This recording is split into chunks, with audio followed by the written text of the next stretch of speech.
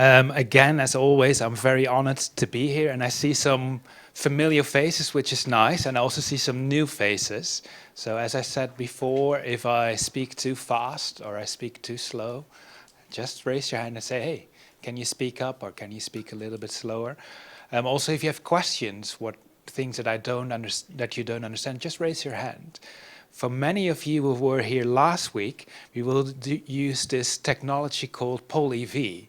So it allows you to vote and well, basically share your thoughts. So if you could all go, if you already haven't, if you could go to polyv.com/my name, 552 on your mobile phone, on your laptop, whatever you have. In a way, this allows you to talk to me, but also it allows me to understand better what you want. So I will repeat that in a minute. So if you go to polyv.com/my name, Bart Rienties 552, then eventually you will get into a login screen. You don't have to leave your name if you don't want to. I won't mind the information, but just log in with a, hello, my name is Donald, even if you're not called Donald.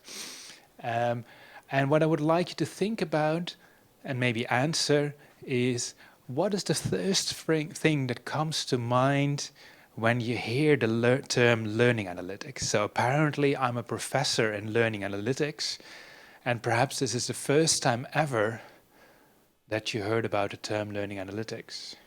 Or maybe you've been doing research on learning analytics for already quite some time, and maybe you already know about this. So let's see if the system works. So if you go to polyv.com/my name, Bart Rienties 552, and I do apologize, I have a really long name and a very complex name.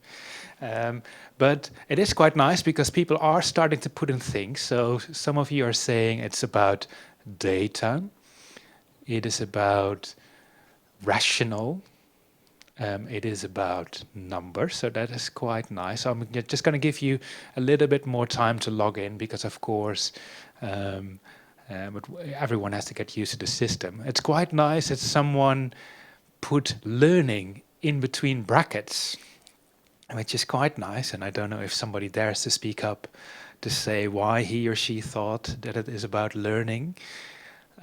It is about thinking, it is about analyzing.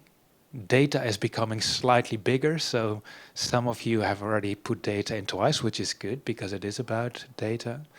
It's about statistical, it's about motivation, so you're doing really well. So we're getting a gut feeling a little bit about what learning analytics is. And I think you're absolutely right. This is thus far all what I've seen in learning analytics. So I'm just going to give you 10 more seconds to fill it in. And then let's have a look at what according to me it is and what according to others it is. So is there anyone who can't log in? So everyone is able to log in, right? Yes? Fantastic. Thank you so much. So who has seen the Holy Grail of learning analytics? Who has seen this picture before? Just raise your hand. No one has seen this Holy Grail before. That's fine, because I can talk you through it. So imagine that you have students. So who of you is actually a student? Just raise your hand. 1, 2, okay, some of you. Fantastic, thank you for joining. So you as students, you're using your phone, right? You're using your laptop. You're using all kinds of interesting things, your tablet, to basically not only learn from books or attend this lecture, you're also potentially using your phone to do stuff, to learn the materials, to watch a video. And all this data, universities like Hong Kong HKSYU could potentially use to understand how you're learning.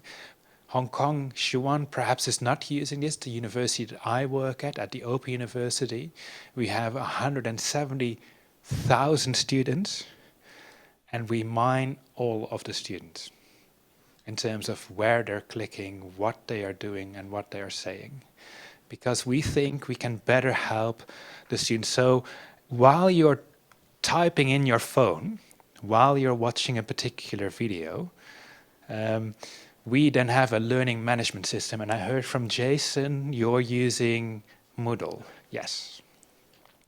Then there is, of course, this small issue of data privacy. And I'm not going to talk about data privacy in this part. I'm happy to talk about it later on, but we have a really good ethics policy at the Open University under Creative Commons license that anyone can use, where we basically say we will only use data that is to the benefit of the student. So the student knows exactly the kinds of data that we're collecting, but it also knows exactly which data we're not using. So for example, your religion, your sexual orientation, all those things we record because of official purposes, but we don't use it for our analysis. And then we have much smarter people than I who mine all this data. And then eventually we will put this into a so-called dashboard. And this dashboard with nice visualizations is then given to a teacher. And the teacher might then reflect upon that data and might think, oh, maybe I should consider to change the way I teach. Or maybe I should consider to give some feedback. And what I would like you to do now, and some of you are sitting already next to other people, which is nice. Maybe Katie, if you wouldn't mind to sit next to Jason, maybe Nigel, if you wouldn't mind to sit next to your colleague. What I would like you to do now is to discuss in pairs or in triplets what is wrong with the Holy Grail. So what is wrong with this picture? So go and discuss for 2 minutes. What is wrong with this picture? Go ahead.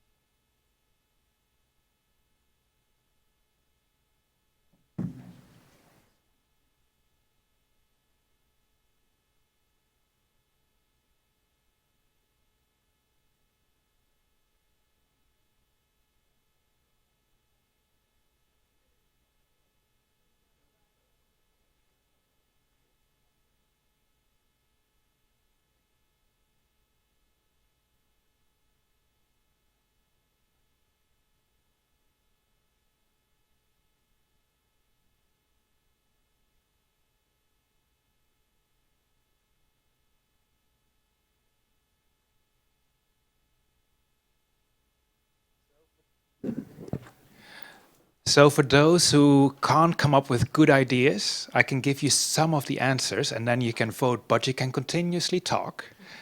So there could be, oh, there is just a male teacher, so there is not a female teacher doing this. There could be there is no connection with the student and the teacher, or there is no connection with the student and the dashboard. There is no circular flow. Maybe all of these problems are problems, or wrong, this is the Holy Grail. So I'm just giving you potential answers of what is wrong with this Holy Grail. So, but keep on talking.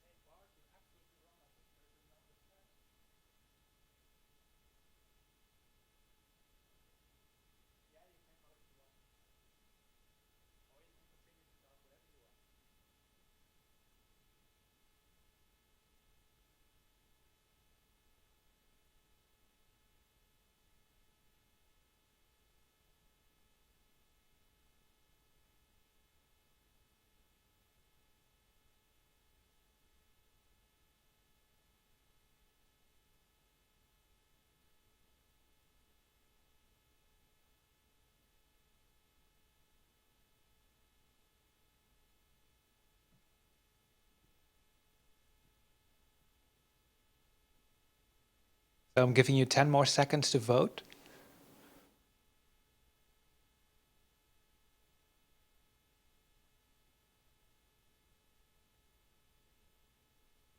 Yeah.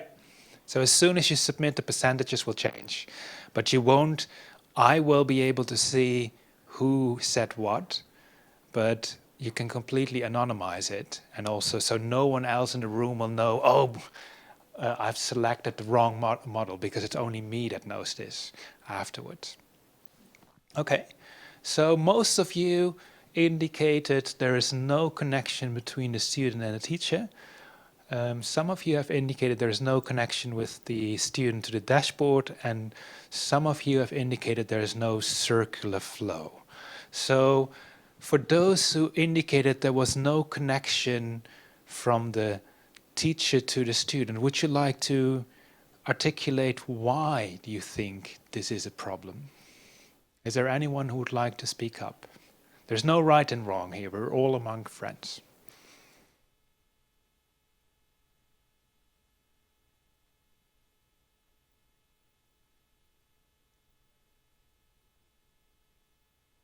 Okay.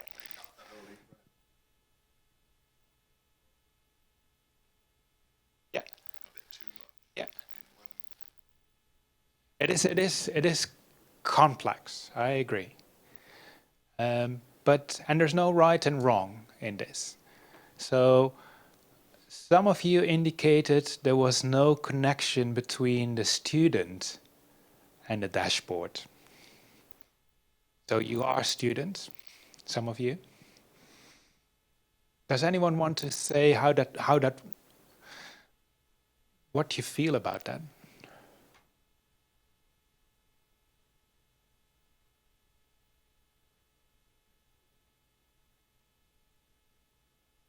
Yeah, or just in general, if this entire flow from the student via the learning management system all the way to the analytics goes to the teacher, but it doesn't go back,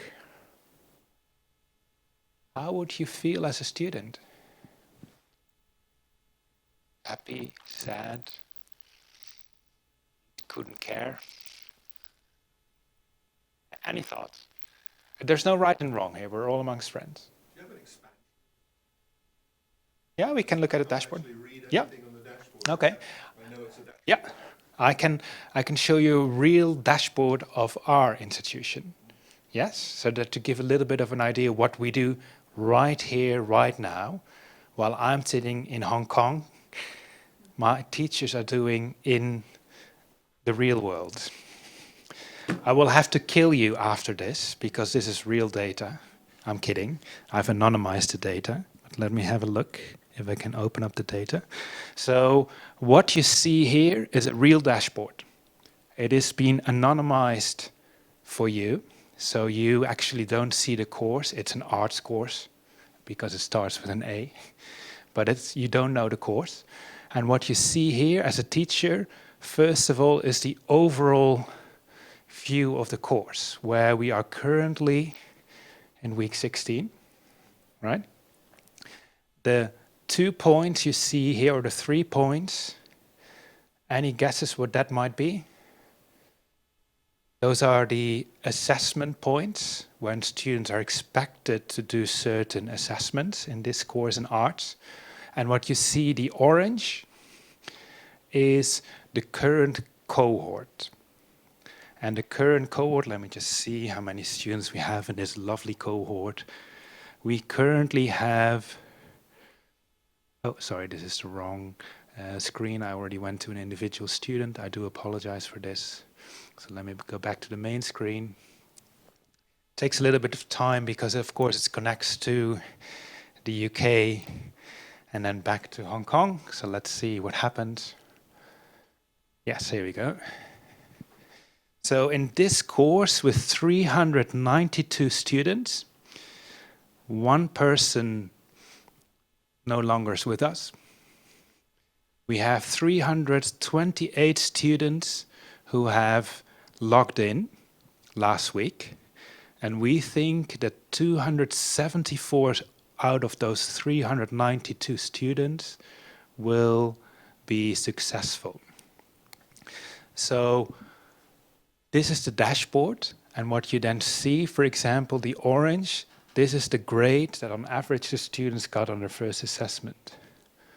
This is the grade that students got on their second assessment, relative to the previous cohort, which is always in blue. And the orange line is the average engagement by students.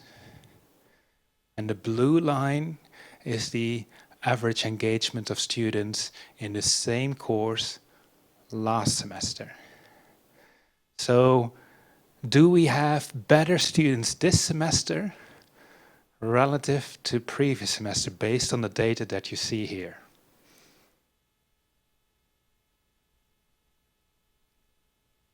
Same teacher, same course materials. What do you see on this? Just the first graph. There's no right and wrong.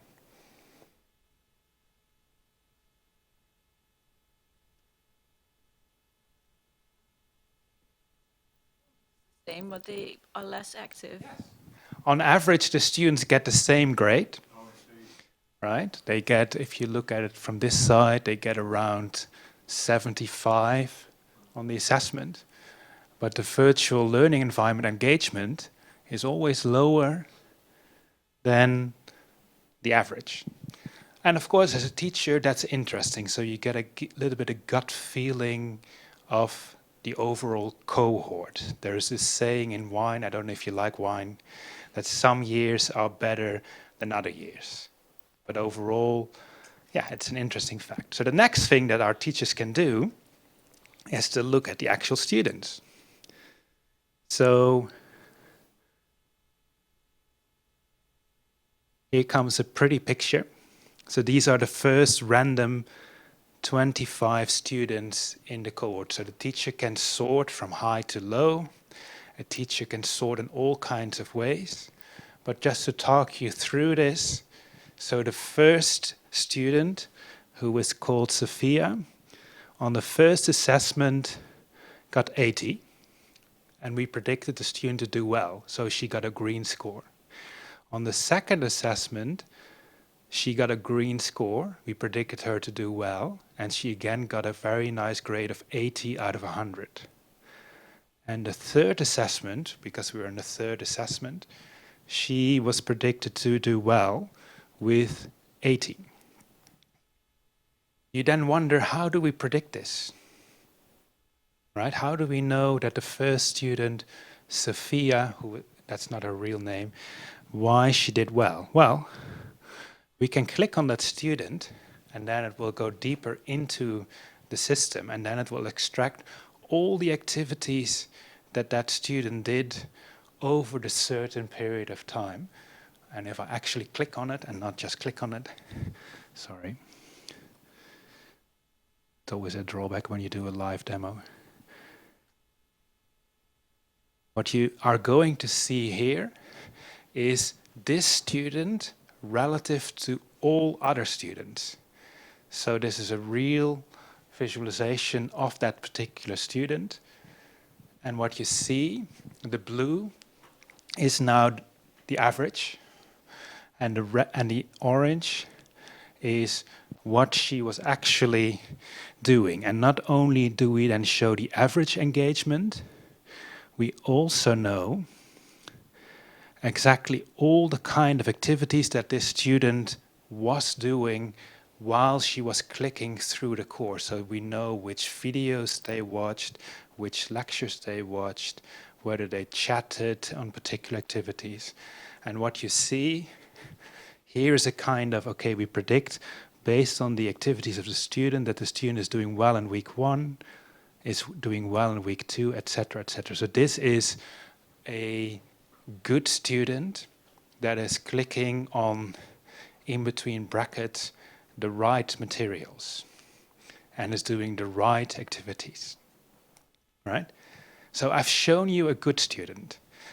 What I would like you to do now, and go back to your neighbor, is if you would be the teacher in this course and you would be paid to monitor all these amazing students, And I appreciate it is small letters because I'm trying to project lots of data. I would be really interesting to discuss with your colleagues, who would you like to see more about? Who would you like to potentially explore further in terms of data? So let me show you the students again. So let's pick, for example, the first 8 students. I hope you can see this. So which of those 1, 2, 3, 4, 5, 6, 7, 8 students, which of those students would you be interested to know more about? I'm just going to give you 1 minute to discuss with your colleagues. There's no voting because I didn't prepare this. But Nigel asked me to show a dashboard, so here it is. So good luck. No, it's fine.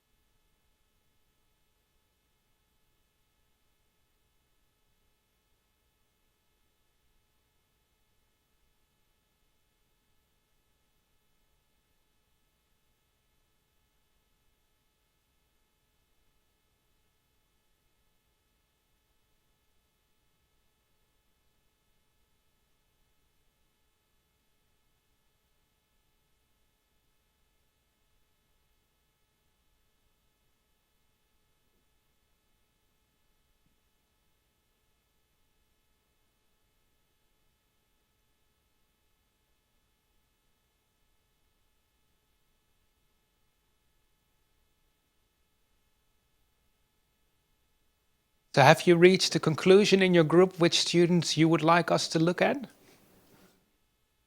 No? 10 more seconds?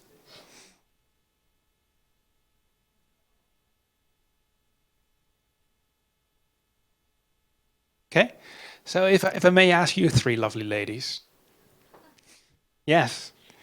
Who would you think, who do you think we should look at based on this data? There's no right and wrong here. We're just interested to know, hey, what's going on? The third student. The third student is Garrett Jabowski. Okay, why would you be interested to look at Garrett? Yeah? Yeah? Yeah? Yeah, that's a very good answer. So you want to see what, in between brackets, really good students are doing, so that you could potentially learn, hey, if we know what really good students are doing, we could potentially share this with others. So this allows me to talk a little bit. So what do you see in this visualization? I'm going to embarrass you by just saying. So what do you see in this visualization?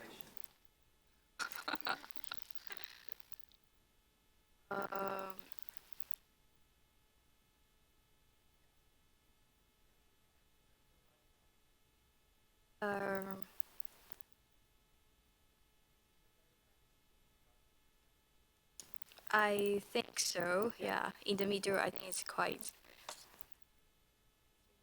high. Yeah. So you can see in week 1, there is this peak relative to the average. So he's more active than the average. And also in peak in week 8, he's very active. But at the same time, in week 10, 11, 12, yeah, he gets tired. He's perhaps less active. Or maybe he's like, well, I did really well on the first. I probably learned enough to do the second. So maybe I don't need to study that hard for the third. So our system then also allows you to see okay, which activities did this particular student click on? This is jargon for us, but this is for us important. We know exactly which activity is important for learning. And then we can see, oh yeah, this really good student clicked on those. So we know that that person is safe, right? Okay, so that's a good student to look at. Is there anyone else that had a different student in mind that you wanted to look at? Maybe the other students? Not to put you on the spot.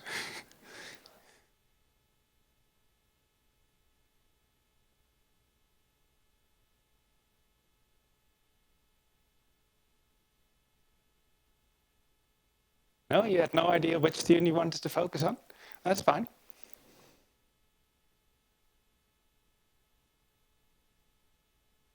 Is there anyone who wants to share what they thought?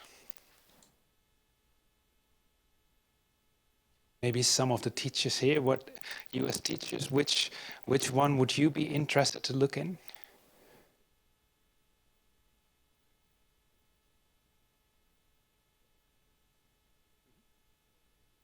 Yeah. Yeah. Teacher, I would. Yeah.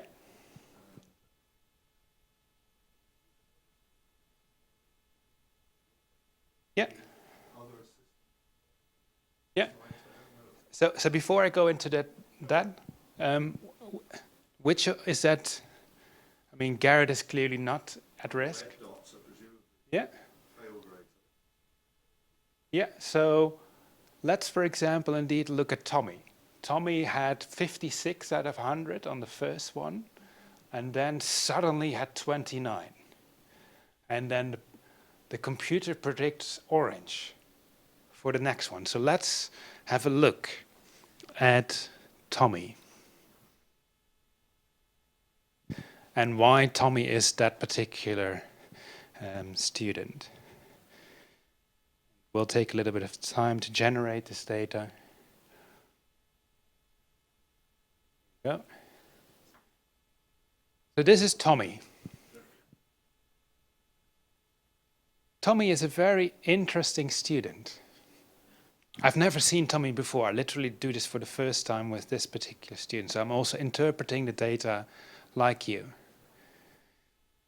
So what you see, what is interesting, is before the course starts, so 4 weeks before the course, 3 weeks before the course, 2 weeks before the course, 1 week before the course, Tommy doesn't really look at the materials in comparison to the other students. But then in week 1, this student is very active. But in week 2, 3, 4, 5, that student is less active. But nonetheless, that student passes with a nice assessment, but not as good as all the others. But what you then quite nicely see that in the remaining weeks, 7 and 8 and 9, relative to the others, just on average engagement, he's slightly less than all the others. But quite interestingly, in week 11 and 12, that student is really active, more active than the rest. So it could be that this low assessment score sparked him on to work harder. And of course, this is just the average engagement. It doesn't tell you what the student did. So what you then can do is to look at the kind of activities that that particular student did. And based on the kind of activities that that student did, the predictors are then saying, okay, this particular student did not engage with the key learning materials or did. So, for example, on the second assessment, we predicted that that student would submit, and that student did. We predicted that the student would pass with a quite high grade, But that was clearly wrong because a student got a very low grade. So it went against our activity. So what we can see is a student was relatively active, looked at the right activities, but still our predictions were wrong in terms of the grade. And again, on the third assessment, this student clicked on the right activities, so we predicted submit. We also predicted that the student would pass with a relatively good grade. It starts from pass 1, 2, 3, and 4 is the highest. But actually, the computer was wrong. The student didn't submit.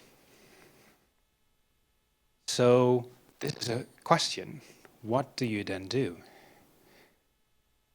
as an organization?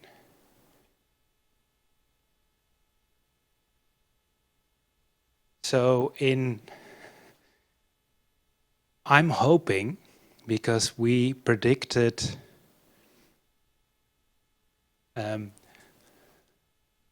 here that the student would pass in week 15, but the students didn't submit. We are already now in week 16. I'm hoping that someone called that student. Say, hey, Tom, are you all right? Do you want to have a conversation? Do you want to come for a cup of coffee? Because our predictions indicate that that student was doing well, but it actually wasn't. So it's quite fascinating, right? So is it a little bit clear what we do in terms of the broad analytics? This is a real dashboard. And this real dashboard, like in the Holy Grail, we don't give to students. We give all this data to teachers. And then we hope that the teachers are making informed consent, an informed decision, that this is useful and that the teacher is acting upon that data. So coming back to your original question, Nigel, what if you're an organization like this one? You might not have such real fine-grained data. You might not exactly know where your students are clicking. They might just attend a lecture. And how would you know who attends the lecture? And we have found in our own research that even at normal universities where we've implemented this system, it could be really useful. Even just looking at the grading of students, the assessment data is already a very good proxy. In some universities, we give students a swipe card, so we register their lectures, or we ask them to do activities online, and then we can track that. But I'm not saying this is the be-all and end-all. It's a start of a conversation. Yes? Is it clear? Is it a scary world? Good, because that comes to the next question. So now that you have a bit of a better understanding of what learning analytics can do, you've seen how it works in my organization. If you are a student or if you're a member of staff, what do you hope learning analytics will do for you if you were a student or a member of staff? And rest assured, the next question will be about what are your concerns. So think positively first, and then we can address your concerns afterwards. So you can just type in whatever you want. It doesn't have to be a word. It can just be anything you want.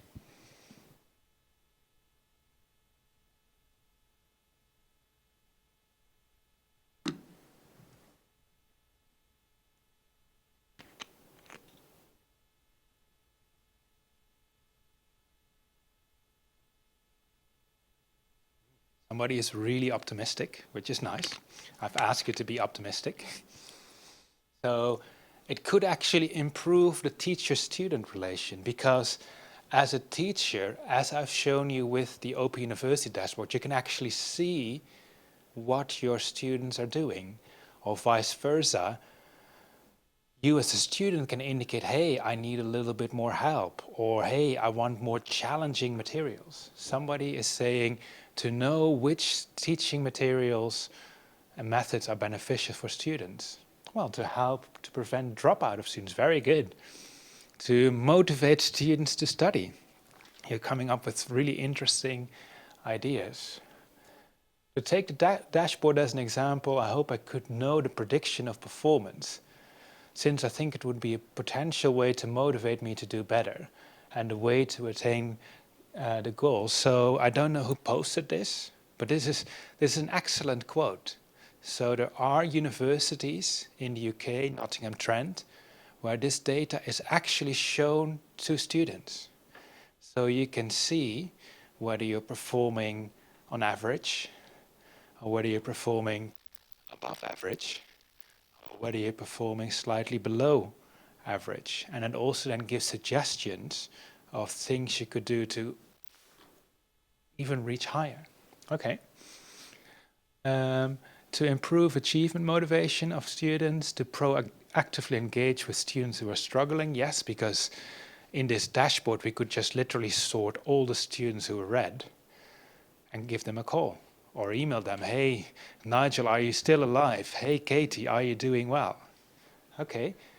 Well, I'm not entirely sure if we can detect online assessment dishonesty, but at least we could give it a try, yes? Okay. Get more monitoring data of students' understanding as well as performance. So this is all really good stuff. So keep on posting, this is great.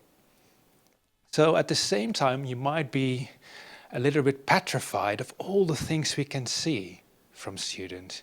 You might think, oh, this is a little bit Big Brother-like, because we can control nearly all the students based on this data. So the next question might be, what are your potential concerns if Hong Kong Xuan University would actually say, hey, Bart, we want to buy the system. It's for sale. And imagine that in 2 weeks' time, suddenly all your tutors have access to this data. Would you be worried about this? Why would you be worried? I'm just going to give you a minute to post.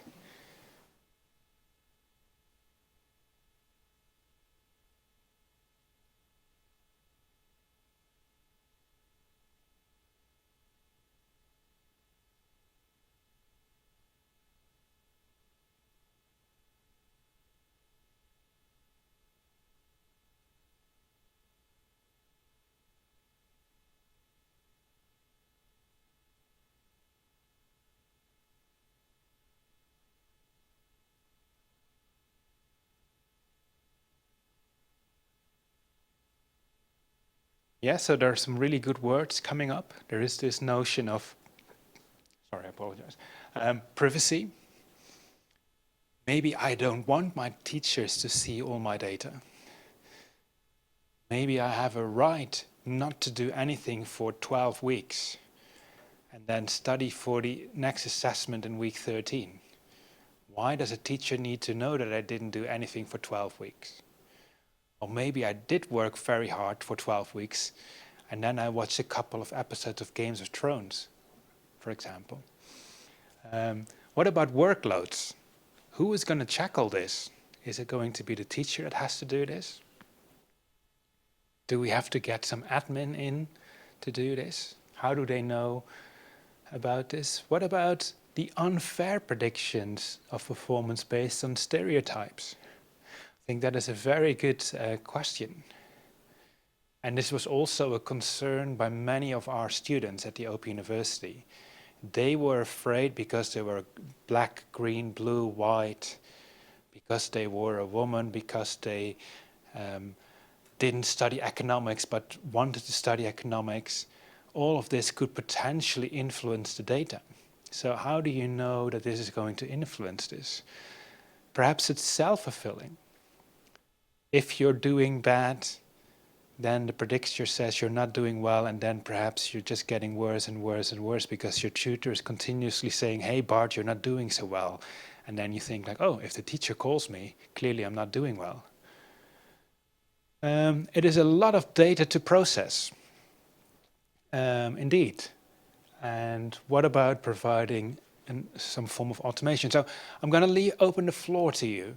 So does there anyone want to share any further thoughts or further want to strengthen some of the points you might have raised?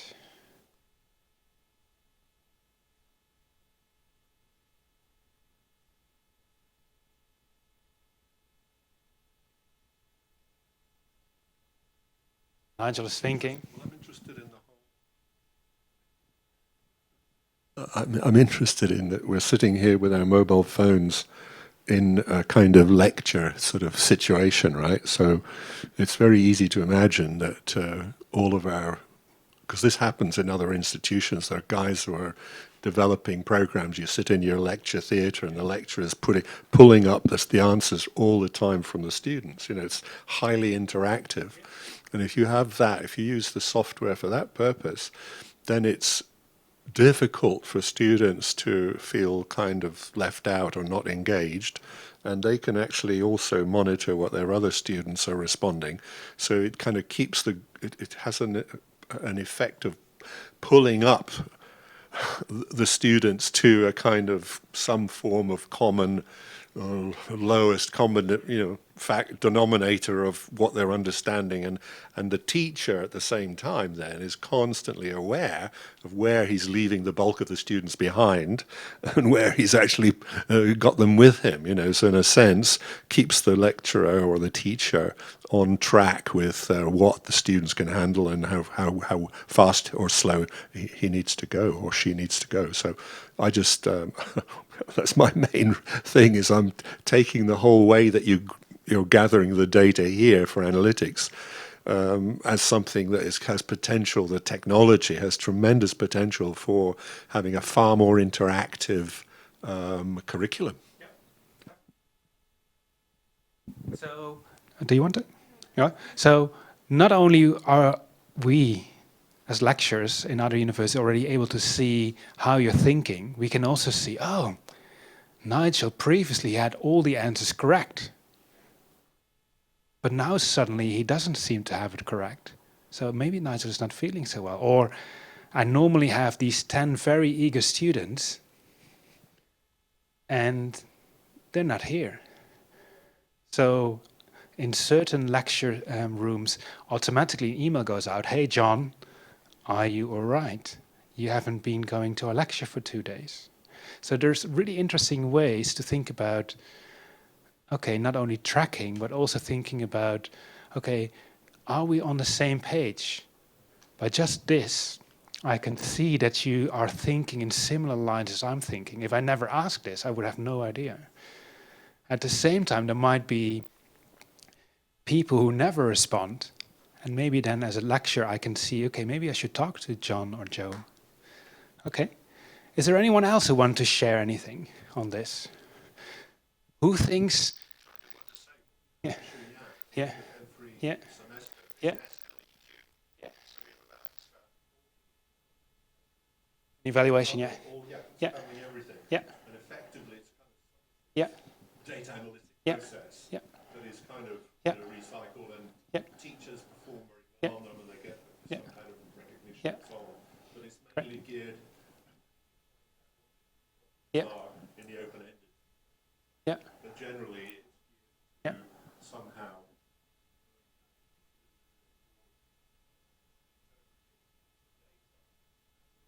Yeah. the curriculum and the In University of Tokyo, they have a webcam nested here, and that webcam doesn't look at the teacher; it looks at the student in the lecture room, and it can predict exactly the moment when a student is falling asleep, when a student is talking to another, or when the student is learning. Because if you learn, if you think, I don't know if you notice this, but you look up. If you think about something, you automatically look up and think about this. So imagine the analytics coming from those kind of systems beyond the standard, really important student evaluation. I'm a little bit over exaggerating, but what is really fascinating is we can see when a student is observing and is listening, and when a student is not so engaged. So it's fascinating. Yeah. Yeah, so the student, the camera is always there. And there are already one of my PhD students, which, where is he? Joseph printed his thesis out. We can already, from just sitting in front of a camera, we can measure your heart rate. So we can see whether you're being excited or not, if you understand it, or whether you're about to fall asleep. So it's technically fascinating with analytics that we could monitor this. And in terms of consent, do students implicitly give consent for all this data to be recorded whenever they walk into a lecture room? So essentially, when you sign up to a degree program, it comes with a small letter saying whatever you do online, in a room, falling asleep and talking is recorded. Yeah.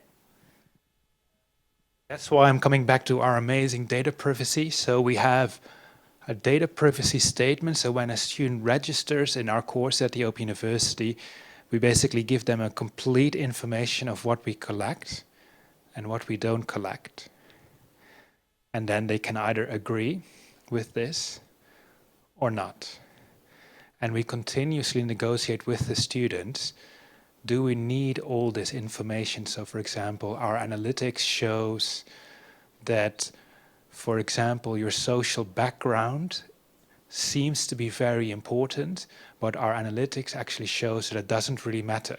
As long as you pass the first assessment, where you're coming from doesn't matter. So we're actually removing that variable from the equation.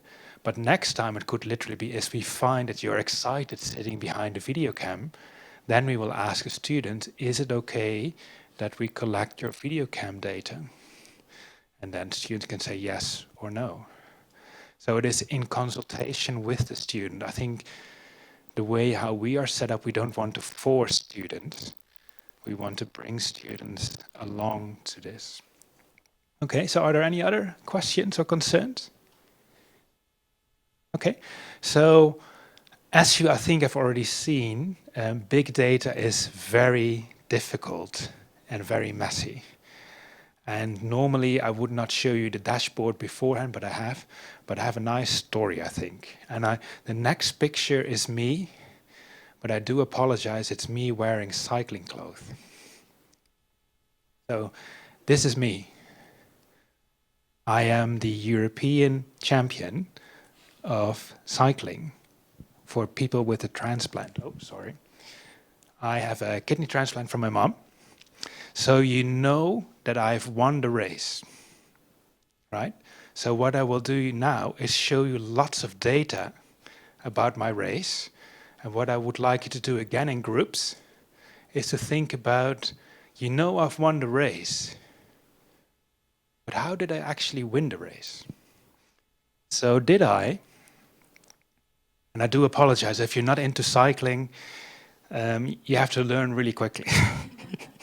So did I, like Emma Grant in the Boston Major Cup 2015, as soon as the race started, I went off like an idiot and then won solo over the race. I was just the fastest from the beginning, and it's amazing that she won.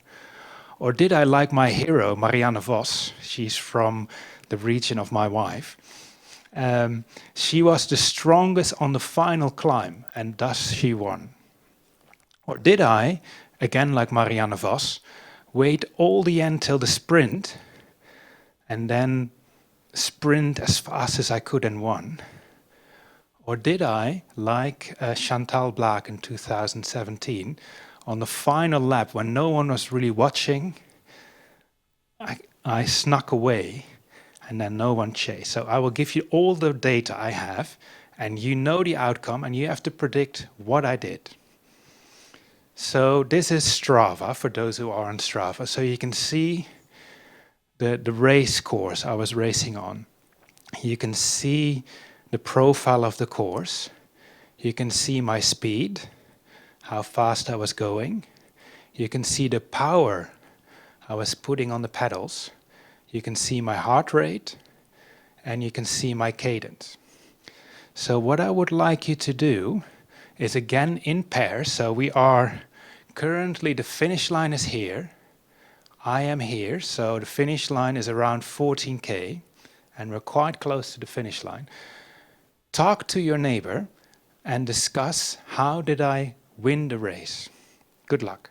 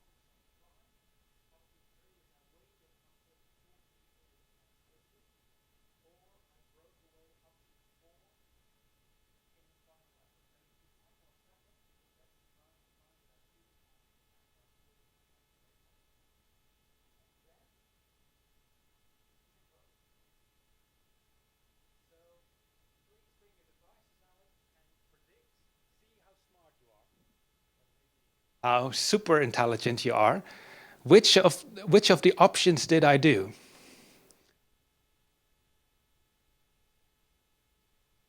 Maybe it's option 5. This is impossible to tell from the data.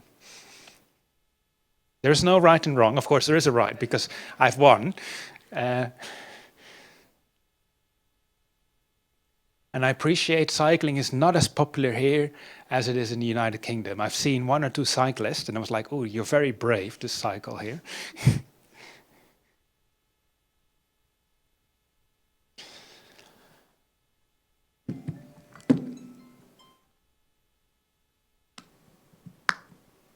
So it's a neck and neck race. Oh, no, there's a new competitor.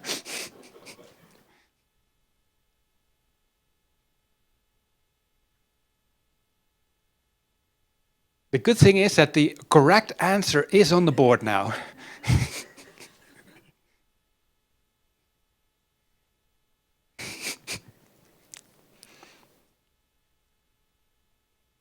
Okay, so it's split between the various options. Ah, okay. So let's go through the options. Why did anyone choose 1? Or why is 1 not the right answer? Maybe as a group we can say, why is 1 the long solo? Why is that not the correct answer?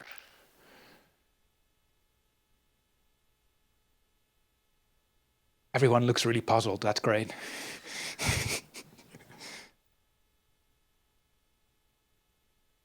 One theoretically could be the correct answer, that I immediately went off like an idiot and then always just cycled faster than all the others. That could be theoretically the option.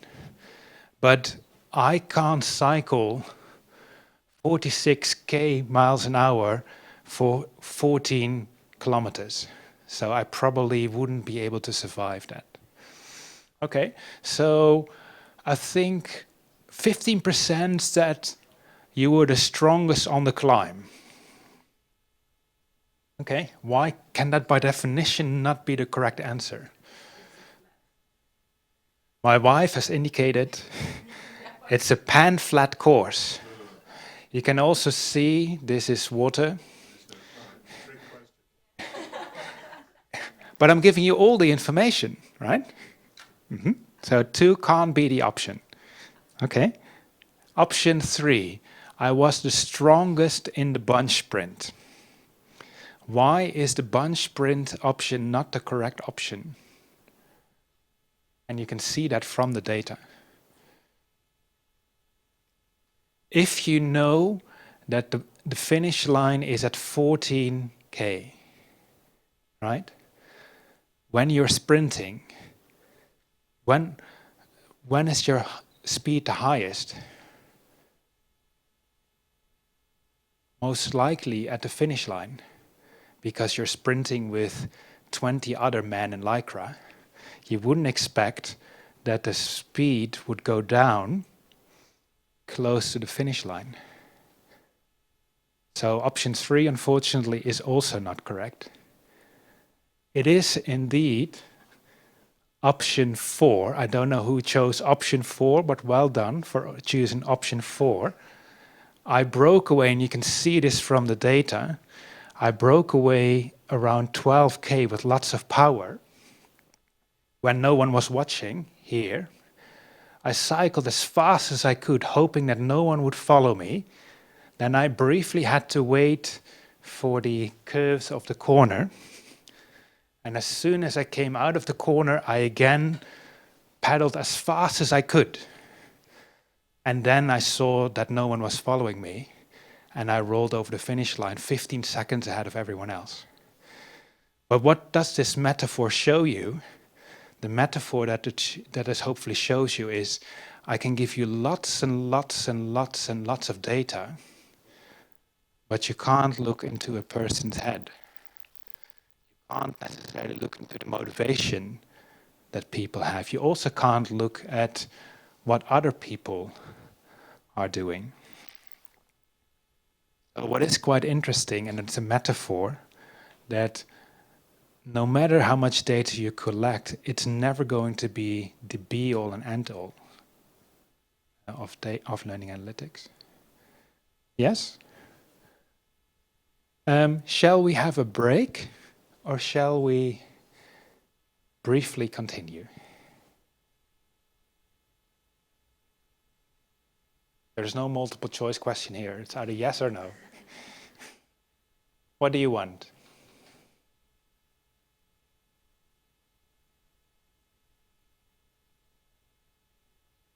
Yeah, are we still happy? Yeah. Yes? Okay. I can tell you my favorite joke from the professor I truly admire. And when I met the professor the first time with my wife, like 15 years ago, I was like a little boy. Oh, Professor Kirchner, oh, it's so nice to see you. And oh, he's buying me a beer. And I was really like, oh my God, this is the Professor Kirchner. He has the metaphor of the drunk and the car keys. Do you know the drunk and the car keys? So there's this drunk, and he's looking for his car keys, and he has his mobile phone, and he uses the mobile phone to lie to find the car keys, and then a policeman comes along and says, "Sir, what are you doing?" "Well, I'm looking for my car keys, but I can't find them." And so the policeman joins in the search, and eventually the policeman notices that the drunk is always looking very close to the light. And then the policeman says, "Why are you always looking close to the light?" "Because that's where I can see." So what Paul Kirchner criticizes learning analytics is learning analytics only focus on data that is easily observable. But maybe lots of data of students is not visible. Maybe the most important data is not visible. And I agree with him to a certain degree, but I also disagree. And the reason why I disagree is that when I started to teach, most of our students didn't have a mobile phone. No one had a mobile phone when I started to teach. Now everyone has a mobile phone. Everyone has lots of data. When I started to teach, I did not know who my students were, but now all the data of how students are doing in their secondary school is automatically linked to when students start at university. So we know a lot about the students that are coming in. Technology is everywhere. Apparently, in Korea, most students log in at 2 o'clock at night to watch videos from a lecture. Don't know what that lecture is about. That doesn't sound very exciting, but technology is everywhere. And also the boundaries between formal and informal learning are disappearing. So yes, you're sitting in a classroom, but maybe at the same time you're attending an online discussion forum, or maybe in 2 hours' time you will read a paper of mine. So the boundaries between formal and informal are disappearing. And there's an increased interest for commercial companies to step into this space. So lots of for-profit companies, for example, Pearson, is building their own university based on all the clicking of any book that you've bought on Pearson. They basically know everything about you. And I think increasingly our students are expecting personalization as standard. Why would you go to a lecture that is not addressing your needs? The reason why these 10 people didn't come to my lecture was maybe they didn't know that it was a great lecture, or maybe they've already seen me on YouTube. So why would you go? So increasingly, people are expecting personalization as a standard. And I think the key of unlocking all this big data is using learning design. And I will talk more about this at one of my other lectures, but I think the key of unlocking all this mystery is learning design, which is described by Grania Connolly as a methodology for enabling teachers and designers to make informed decisions in how they go about designing learning activities and interventions, which is pedagogically informed and makes effective use of appropriate resources and technologies. What I basically say is that learning design is the brain scan of teachers. So by using learning design, we can actually brain scan our teachers. So let me give you an example. We can see by scanning the teacher what he or she has in mind. Maybe a teacher wants you to read an activity. Maybe a teacher wants you to watch this lecture. Maybe a teacher wants you to think about the things I've discussed. But maybe a teacher also wants to, for example, you to find out who actually won the female world championships race last year. Then you can search for this. Or maybe your teacher wants you to actually communicate with fellow students. So all this kind of activities, we divided into 7 different kind of activities.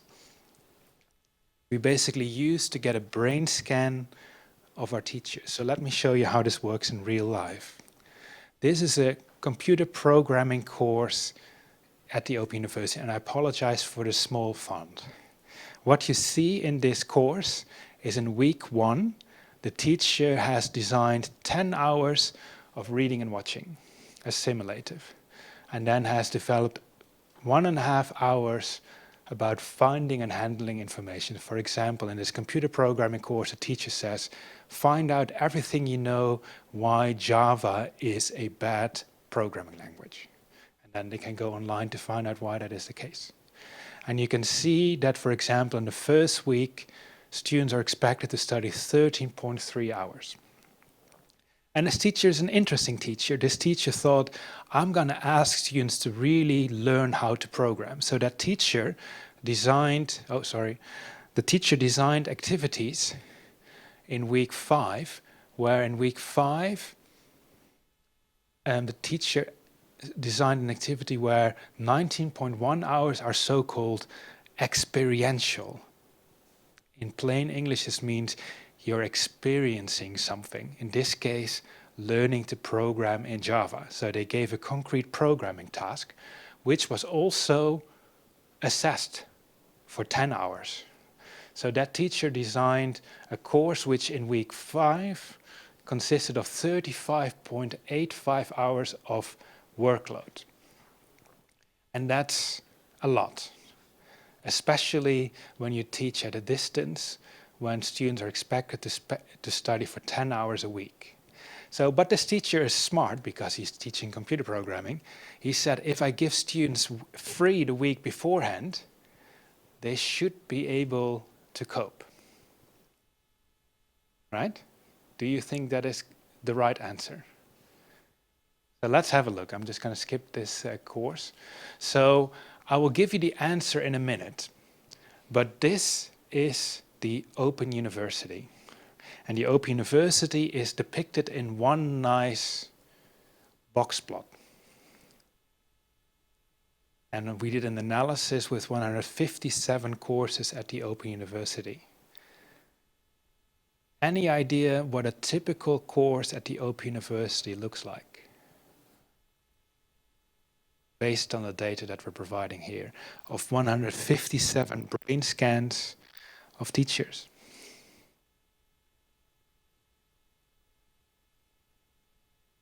Any guesses? Appreciate it. Yeah. Yes. So there's lots of assimilative stuff. So lots of lectures, lots of materials, lots of YouTube movies. There's one course, course 53, where nearly 90% of the time the students expected just to read and watch.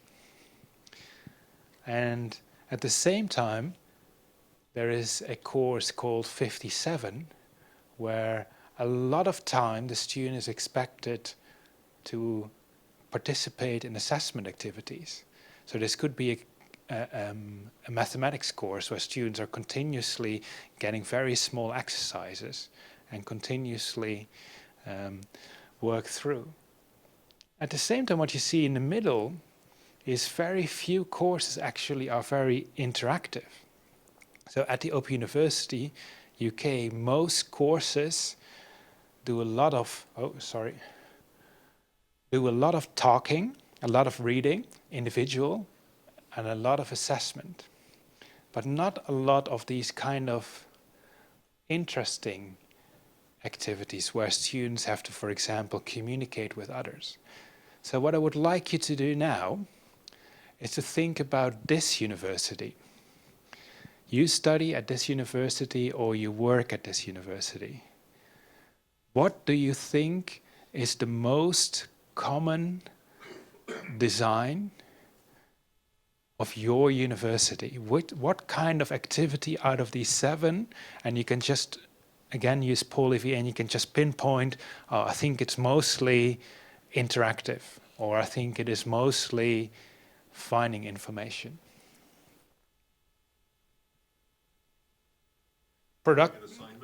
Yeah, doing something. So it could be if you're studying psychology, it's having a one-to-one conversation with a patient to learn how to have that patient relationship. Or if you're studying business, it's literally setting up your own company and then seeing, could you be a good entrepreneur, for example? So actually doing something, producing something.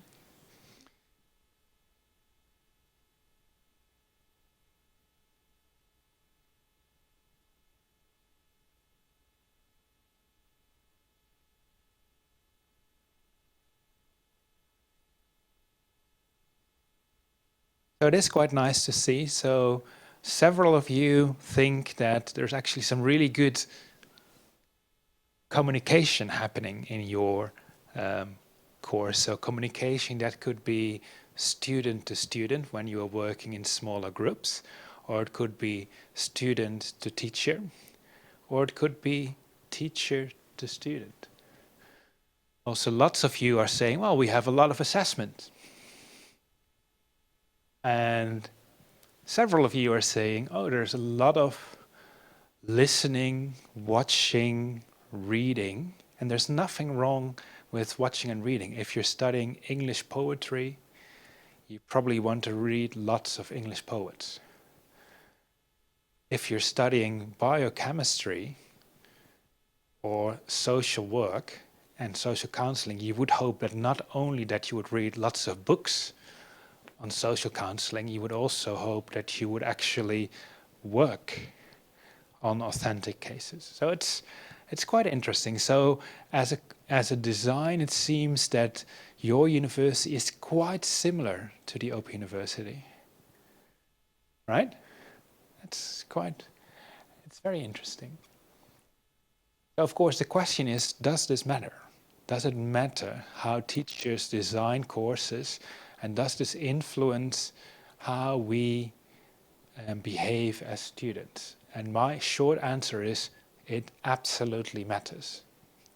So what we can, for example, do is link how teachers are designing courses with what our students are actually doing. So remember that computer programming course? Remember that in week 5, this is just a different way to visualize the data, that in week 5 there was this tremendous workload of coming up with the Java computer programming and also doing the assessment. Guess what the red line is?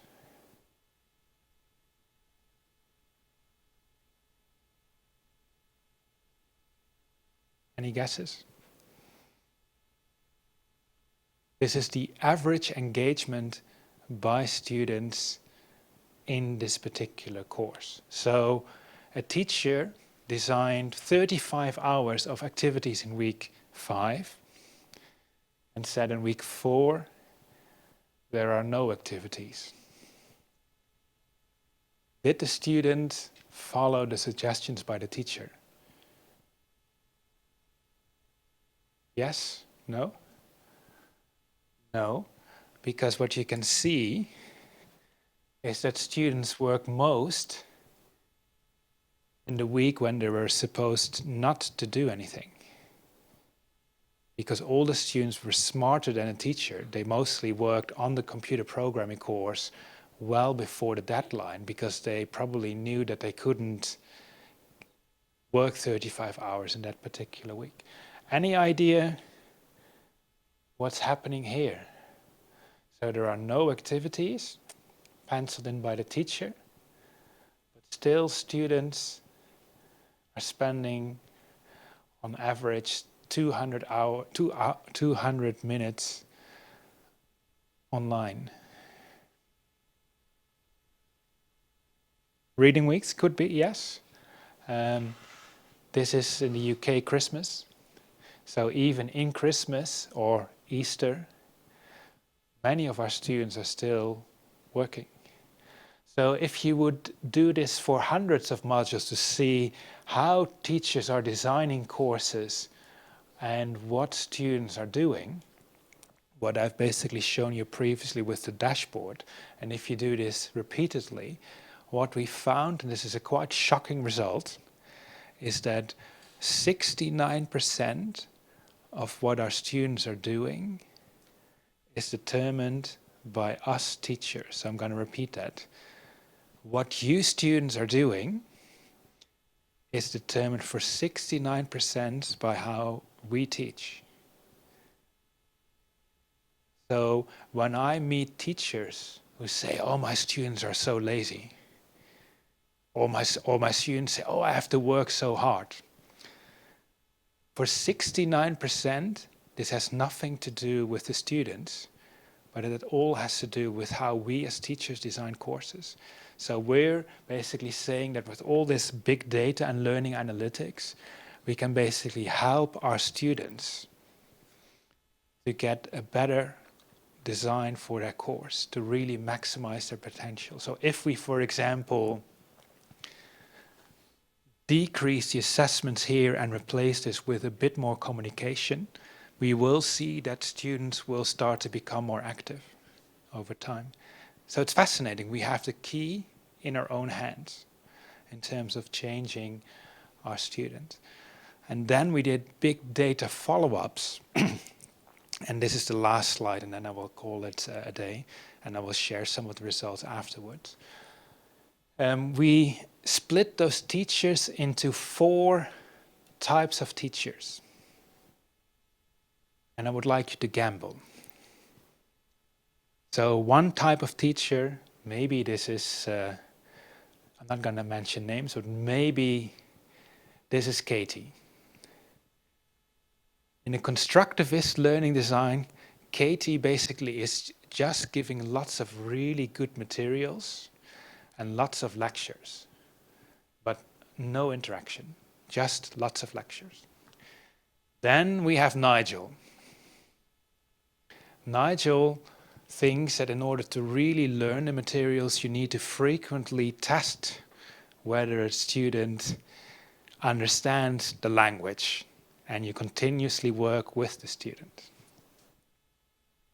Then there is me, the productive. It's not only about assessment, it's also doing things. So I would bring my students to a French cafe and say, hey, let's speak in French for the rest of the day. And then finally we have Jason. And Jason says, no, it's not about bringing students to a cafe to speak French. It's just giving them the opportunity to talk to each other in French without me always having to be present. Just giving them the opportunity to talk and to work on an authentic activity.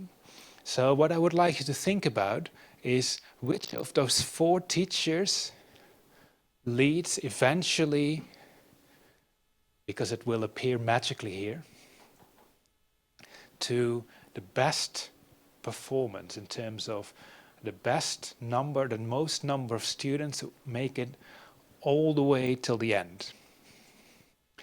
Is it the constructivist teacher, Katie, just providing you lots of materials? Yeah, imagine that we're all teaching the same course, let's say in French. Katie is teaching it, just giving lots of materials. Then constructivist means that you're constructing a meaning of French language in your head primarily. You're primarily reading French textbooks and French amazing videos that Katie has made, and you're constructing an understanding of French in your head. While in your second course with Nigel, you're also being assessed on, hey, parlez-vous français? Ben oui, of course. Of course it's not French. Ben oui, bien sûr. And so that's Nigel's way, say. And my way would be let's bring you to a French cafe and discuss. And then finally, Jason's way is actually putting students in a room and then continuously discussing with practical examples. So who thinks that Katie's course will be the best? No one.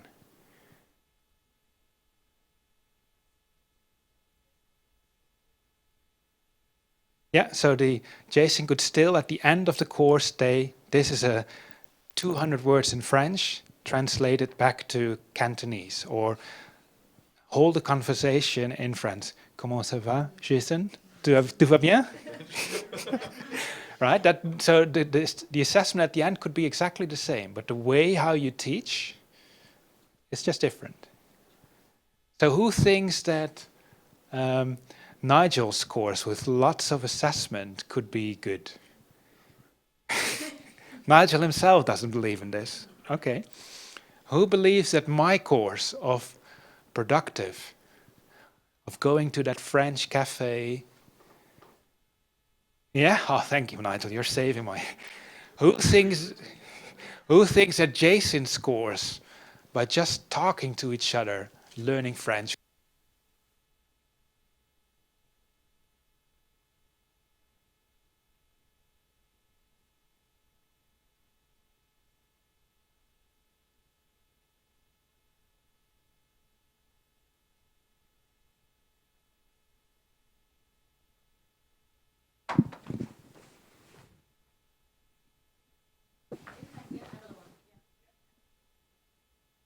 Yeah, thank you. That one is also gone. Yes, okay, good. Okay, so let's have a look. So, if you were taught in a constructivist design, and this is data amongst 111,000 students, so big numbers, you're less likely to be engaged over time. That is, clicking and working through the materials over 30 weeks. If you follow Jason's course, you're more likely to actually be engaged. Hooray!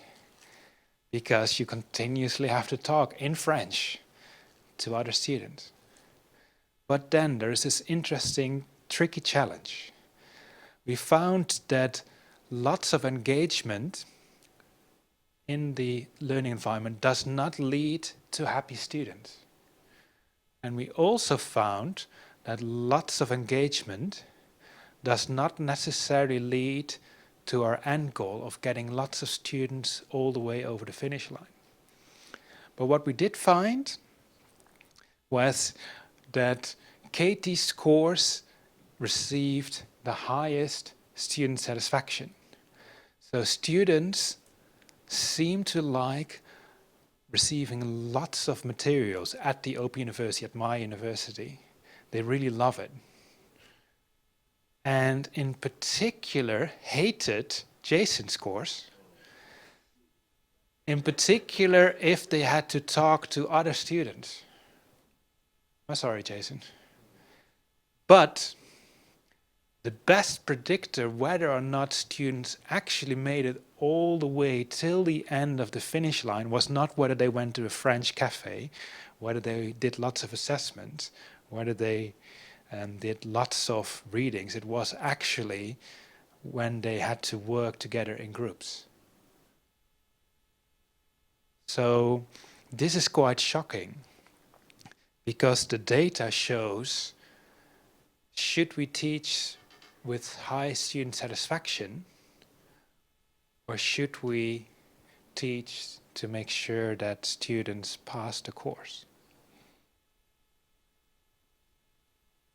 So I'm going to pause here because I'm aware that there's a long session, and I'm going to basically open up the floor for questions, because I'm sure I've given you lots and lots of things to think about and lots of data. And I have more to show, but I will perhaps do that another time. So, are there any questions or comments?